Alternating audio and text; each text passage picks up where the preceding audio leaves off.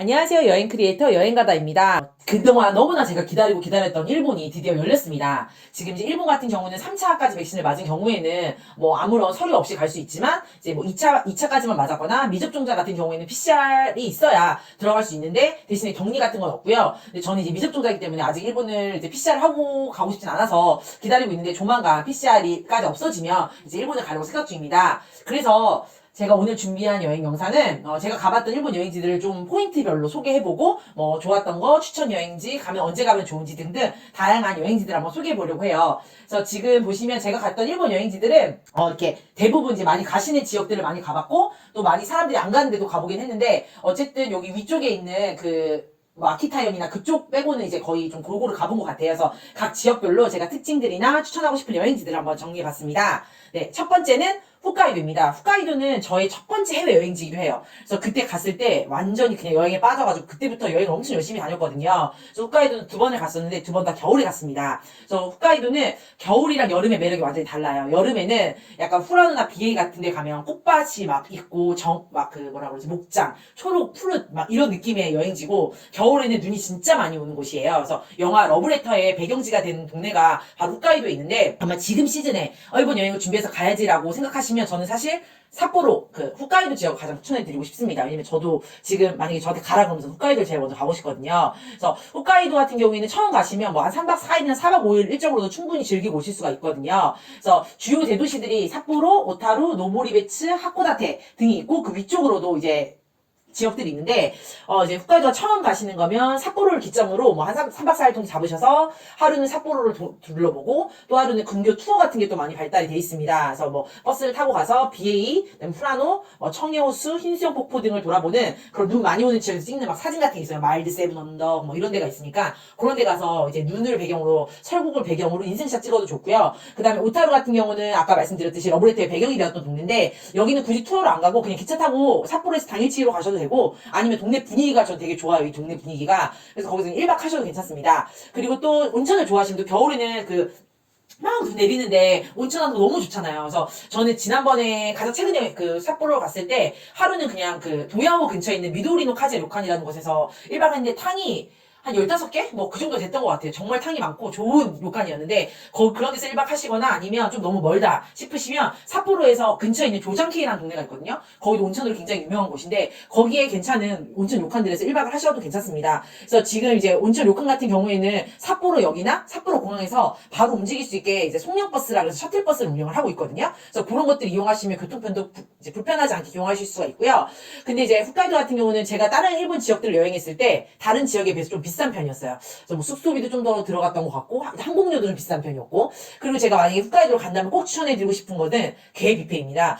제가 홋카이도 처음 갔을 때도 그렇고 최근에 갔을 때도 그렇고 게 뷔페를 두 번이나 갔어요. 그래서 최근에 갔던 데는 삿포로에 맥주박물관이라고 있거든요. 그 맥주박물관 옆에 있는 비루엔 프리미엄 뷔페가 있어요. 양고기도 나오고 게도 이제 무제한 리필로 먹을 수 있는 곳인데 뭐 맥주 같은 것도 이제 종류별로 다 먹을 수 있고 뭐 그런 곳인데 너무 맛있어요. 진짜 제가 먹어본 게 중에 제일 맛있었고 크랩이 진짜 손질이 잘 돼서 나와요. 그래가지고 입에 넣기만 하면 되는데 정말 행복했던. 그래서 저 다음에 무조건 여긴 다시 갈 거거든요. 근데 여기 말고도 곳곳에 되게 삿포로 이제 저녁에 게 뷔페들이 많습니다. 그래서 가격대도 있고 가격대도 다르기 때문에 진짜 게 뷔페 가는 걸 추천드리고 삿포로 같은 경우는 대중교통으로도 충분히 여행할 수 있지만 여름이나 이럴 때 간다면 좀 자유롭게 다닐 수 있는 렌트카 여행도 한번 해보고 싶기는 해요. 근데 이제 또 삿포로 같은 경우는 삿포로 중심부 자체에는 사실 크게 뭐 시계탑, TV타워 뭐 이런 거 그게 있었는데 그런 거 말고는 사실 크게 볼거리가 없는 게 삿포로의 조금 아쉬운 점이긴 한데 눈 올 때의 느낌이랑 막 낭만 같은 게 있어가지고 저는 그 느낌 때문이라도 홋카이도는 겨울에 꼭 다시 가고 싶습니다.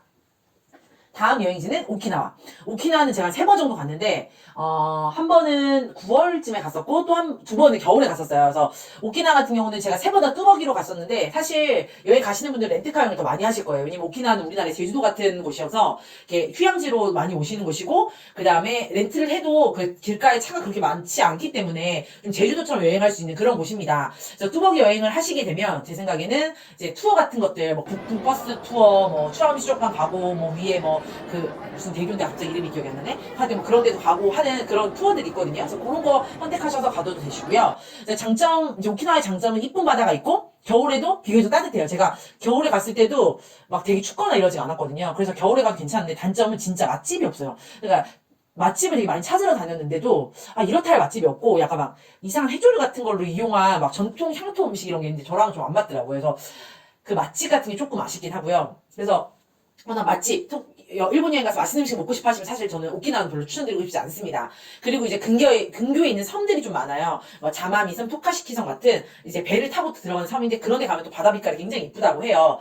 그리고 제가 오키나와를 이제 마지막에 갔을 때는 여기를 왜 갔냐면 그 일본 영화 안경이라는 영화가 있는데 그 영화의 배경지였던 요런 섬을 옛날부터 너무 가보고 싶었던 거예요. 그래서 요런 섬에 갔다 왔는데 사실 여기는 가고시마 현에 속하는 섬인데 오키나와에서 배를 타고 갈 수가 있어요. 그래서 배를 타고 한 5시간 정도로 갔나? 하는데 제가 갔던 바다들 중에서 정말 손에 꼽을 만큼 아름다웠고 그 영화를 보신 분들이 많이 없으실 것 같긴 한데 그 영화에 나오는 분위기 그대로 정말 아무것도 할 것이 없는 섬입니다. 근데 그 요런 섬이 진짜 바다가 이쁘고 제가 주변 지인들, 가족들한테 사진 보냈을 때 이게 일본에 있다고? 이런 바다가? 뭐 이런 약간 피드백을 받았던 여행지고 근데 가서 이제 두 가지를 할 수 있는데 하나는 거북이가 진짜 많아요, 이 섬에. 그래서 그냥 수영하다 보면 스노클링, 앞바다에서 스노클링 하면 거북이를 만날 수 있고, 두 번째는 여기에 그 우리나라 제부도 같은 데가 왜 길이 간조, 만조 시간에 따라서 열리잖아요. 그런 식으로 만들어지는 그 모래톱 섬이 있습니다. 유리가하마라는. 근데 이건 이제 정해진 시간에 그 달력에 맞춰서 이제 움직이기 때문에 여기 가시면 약간 제가 몰디브 같은 데는 안 가봤지만 몰디브의 바다에 가면 이런 느낌이지 않을까 싶을 정도로 아름다웠던 곳이라서 만약에 이쁜 바다를 한국 가까이서 찾으신다. 정말 막 그런 바다 찾으신다면 요런 섬 무조건 추천인데 아마 여행기가 많이 없을 건데 제 블로그 가시면 여행기를 보실 수 있습니다. 다음 여행지는 일본의 수도 도쿄입니다. 도쿄는 할 게 진짜 많아요. 그래서 저도 3박 4일로 되게 짧게 갔다 왔어요. 근데도 하루하루 진짜 알차게 막 신주쿠, 뭐 하라주쿠 막 이런 데 막 다녔는데 사실 도쿄에 한 10분의 1도 제대로 못 보고 온 것 같기는 해요. 그래서 도쿄를 가시면 진짜 할 게 많으니까 좀 컨셉을 잘 잡으셔가지고 뭐 맛집인지 관광인지 이런 것들을 좀 잘 계획하시면 좋을 것 같고 도쿄 갔을 때 제가 하코네를 갔거든요. 하코네를 제가 당일치기로 도쿄에서 갔다 왔는데 당일치기로 다 다녀올 수 있어요. 하코네가 온천 마을이긴 한데 관광지도 되게 많고 버스가 되게 잘 돼 있어가지고 대중교통을 이렇게 돌아다닐 수 있었거든요. 그래서 저는 이제 하코네 당일치기를 하고 왔는데 좀 아쉽더라고요. 왜냐면 마지막에는 온천까지 딱 하고 왔는데 내가 좀 예산이나 시간적 여유가 있었으면 여기서 료칸에서 1박을 해도 좋겠다라고 생각을 했고 또 보통 시즈오카에 가야 후지산을 볼 수 있다고 생각하시는데 하코네에 가셔도 후지산을 딱 보실 수 있습니다. 날씨 좋으면. 그래서 되게 멋있기 때문에 도쿄 가시면 하코네 같은 데 당일치기나 1박 여행으로도 가시면 좋을 것 같고 개인적으로 사실 요코하마가 되게 가고 싶었는데 이제 여기는 항구 도시거든요. 근데 저희 언니가 이미 요코하마를 갔다 왔다고 자기 가기 싫다 그래가지고 다른 데 가고 싶다 그래서 이제 하코네를 갔었는데 요코하마도 굉장히 예쁜 항구 도시라고 하니까요. 도쿄 여행하실 때 좀 일정 넉넉하게 잡고 가셔서 도쿄랑 도쿄 근교까지 보고 오시면 굉장히 좋은 여행지가 될 것 같고 도쿄는 맛집이 진짜 많았는데 아직도 기억에 나는 곳 한 곳이 있어요. 리시리 라멘이라는 곳이었는데 배가 엄청 불렀거든요. 그때 배가 불렀는데 온천 하고 와서도 배가 너무 부른 거예요. 그래가지고 언니한테 먹지 말자 이랬는데 우리가 또 언제 다시 도쿄로 오겠냐 먹고 가자 이래가지고 갔는데 리시리 라멘을 시켰는데 거기 되게 직장인들이 많았어요. 그리고 거기 틈바구니에 섞어서 먹는데 라면이 진짜 맛있었거든요. 제가 배가 엄청 부른 상태에서도 배가 너무 맛있다고 느꼈어요. 그래서 이거 진짜 남기면 안 되는데 했는데 거의 많이 남기긴 했어요. 그래서 주방장 분이 이제 바로 이렇게 마주보는 자리여서 왜 맛이 없냐 그래서 아니다 너무 맛있는데 내가 지금 배가 불러서 못 먹는다를 일본어로 이렇게 막 자세히 설명 못하고 그냥 제스처로 설명을 드렸는데 정말 맛있었던 곳인데 여기가 나중에 그 백종원의 스트리트 푸드 파이터 거기도 나왔던 라면집이더라고요. 그래서 다음에 도쿄 가면 여기서 이제 배고플 때 가서 국물까지 완전 완면하고 싶은 그런 곳입니다.